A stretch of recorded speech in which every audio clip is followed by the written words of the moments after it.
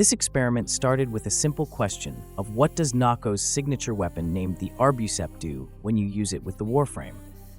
I mean, every single signature weapon has an interaction with their Warframes, and it's all written on their description.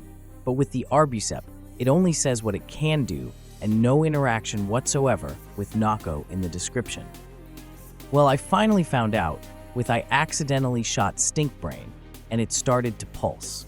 So basically, the Arbucep has this somewhat hidden mechanic that will cause Stinkbrain to pulse, allowing you to get more viral status proc.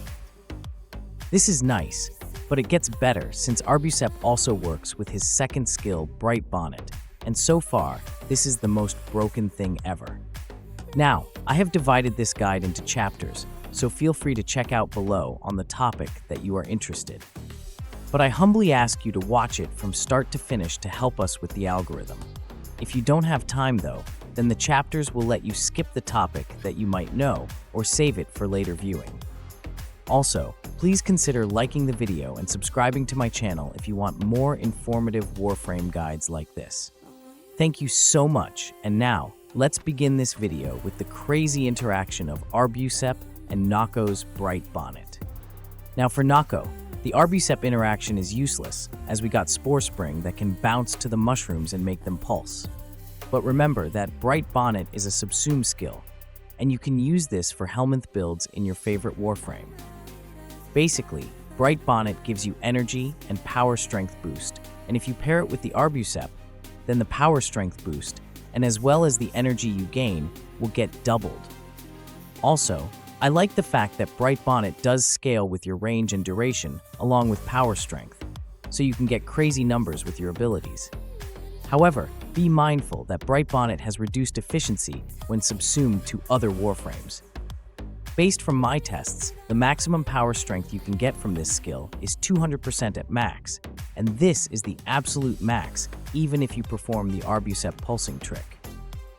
This is really great if you want extra boost in power strength, and if you do use Brightbonnet as your Helminth, then you also get energy regeneration per 3 seconds. Or better if you use the pulsing effect of Arbucep. Was very excited to try this first with Chroma, and it's really crazy as you can get up to 600% power strength with the help of mods, arcanes, plus the buff from Brightbonnet.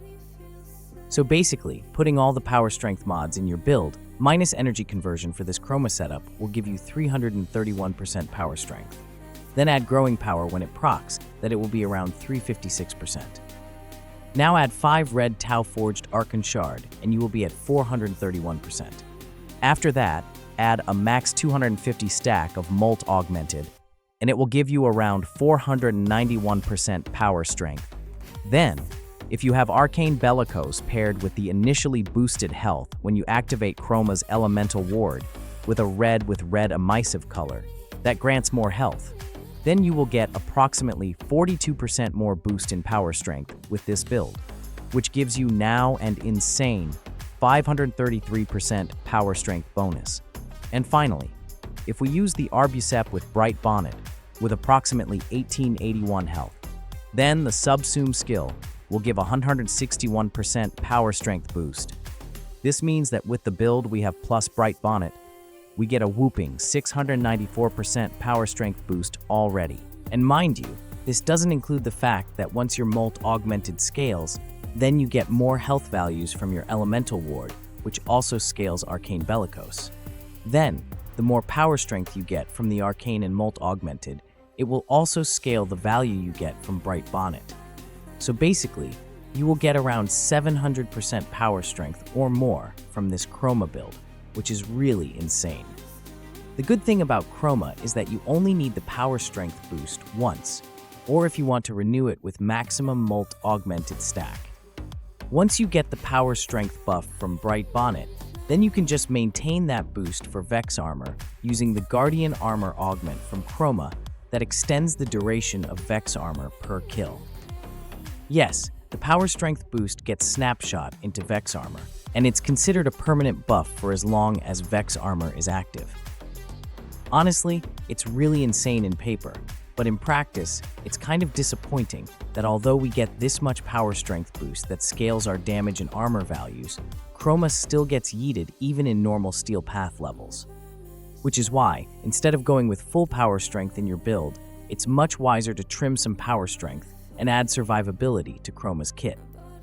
In my case, having adaptation really helps. Then, instead of Molt Augmented, I go with Arcane Battery, then add Quick Thinking in my Chroma. With all the armor values I get, I will ensure that I got the 1000 boost to energy with Arcane Battery, which makes Quick Thinking more effective. Now, I could go with just armor tanking with this build and remove adaptation, but based on experience, adaptation is really necessary, especially if you want to feel like a true tank while running steel path levels with this dragon. This balance build is really more efficient in steel path levels compared to overdoing power strength. The fact is, armor values really suck right now in higher levels when it comes to survivability, and you will need to pair it with more layers of survivability. It's not reliable, and I would rather pick a balanced build like this for Chroma than pushing more power strength. Brightbonnet really helps in giving more power strength to the build, which means our Vex armor gets more elemental boost from Fury buff. Okay, so I have shown you how exciting it is to maximize power strength build, but do remember that Chroma is just an example, as Brightbonnet can be broken with other Warframes.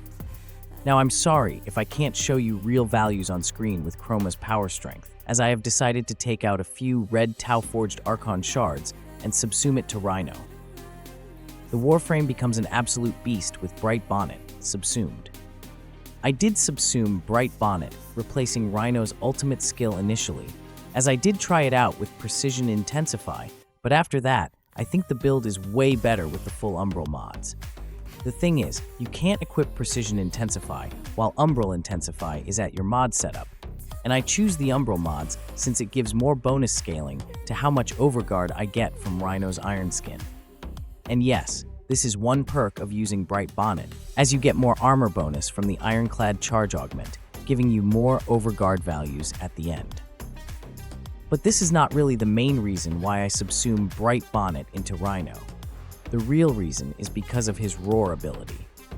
Now, with this build, Roar's damage boost can go up to 300+% boost.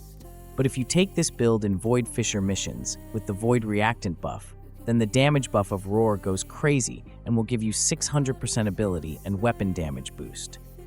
The 300% damage boost is crazy, and just imagine getting 600% or more. And by the way, I am just doing this solo. Now, just imagine if you also have Nidus Link that grants more power strength boost. It would be hilarious to see how much power strength boost you can get with this new subsume skill in your arsenal. However, there's a catch in using Brightbonnet with RHINO or any other duration-based abilities though. If you remember, I said that it's good with Chroma because it snapshots the power strength boost with Vex armor, which means you get the power strength buff for the whole period as long as Vex armor doesn't expire. For RHINO though, or any other duration-based Warframe abilities, then you will need to redo the technique after Roar expires. So basically, after every 30 seconds, you will need to cast Brightbonnet, then call out your Arbucep arc gun, shoot the mushroom, and then cast Roar to get the 300% bonus. It's annoying, I know, but it's really worth it when you get a huge damage boost from a single tech.